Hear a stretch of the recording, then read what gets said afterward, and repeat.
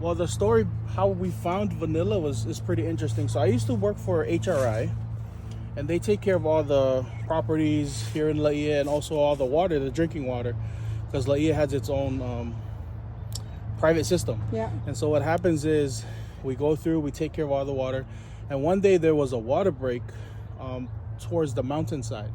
And so we were in this area and we were digging up this pipe, and as we were waiting for the pipe to cure, a friend of mine was walking around in this area because it's kind of towards the mountain, and he basically discovered this vine growing wild.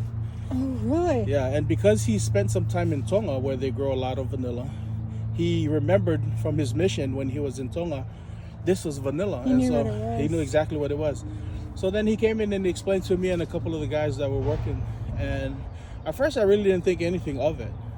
But after a few months, I kind of went back to him and I was like, hey, explain to me again what's growing back there. And he was like, it's vanilla. So we looked up on Google and YouTube, and it was that day that kind of sparked something in my mind. Okay, let's go get it. Let's go see what we can do with it. Vanilla is right behind saffron as the most expensive spice in the world. And not a lot of people are doing it on Oahu. So we found out that on the Big Island, there's about 2 farms, maybe 3 now. On Kauai, there's a farm, and Maui, there's 1 farm. But on Oahu, nobody was doing it. And Oahu is pretty big. Yeah. And so that sparked an interest in my mind. And we just started taking cuttings and planting it in our backyards. So you're just kind of self-taught. Yes. So Very we basically cool. taught ourselves how to grow the vanilla. And then when the vanilla took over my backyard, I was like, okay, it's starting to flower. This is new. So I had to, do more research on how to pollinate. We started to pollinate and the vanilla was growing. And now we're like, okay, what we have to do now? So we did more research on how to cure them. Got to the point where we had vanilla beans, and it was either we're going to make a lot of vanilla ice cream or we're going to find some people that want to use it. Yeah. And so on the weekends while I was still working for HRI, I started knocking on different restaurants in town. I was like, hey, we started growing vanilla. We have a lot of vanilla. Here's a sample. Would you like to let us know if you guys need some Hawaiian vanilla, because we grow it here on the island. And little did I know, people were interested in Hawaiian vanilla.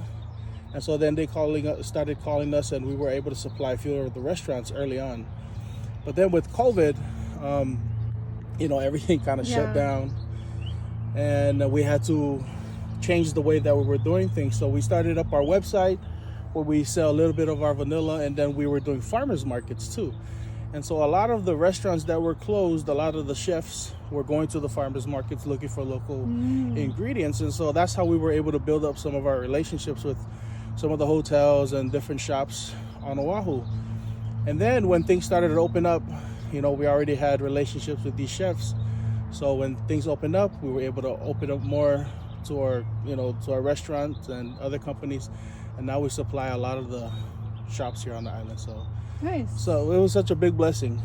That's And at the awesome. same time, right around 2019 is when I decided to stop working for HRI and do this as full time.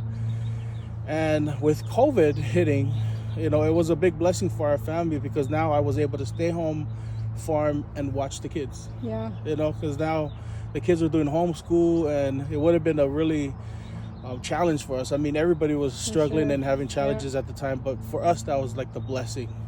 On top of finding vanilla, it was like, now we're able to kind of take care of our kids as well, grow this business, and now we're just blessed that we're able to do this. Very cool.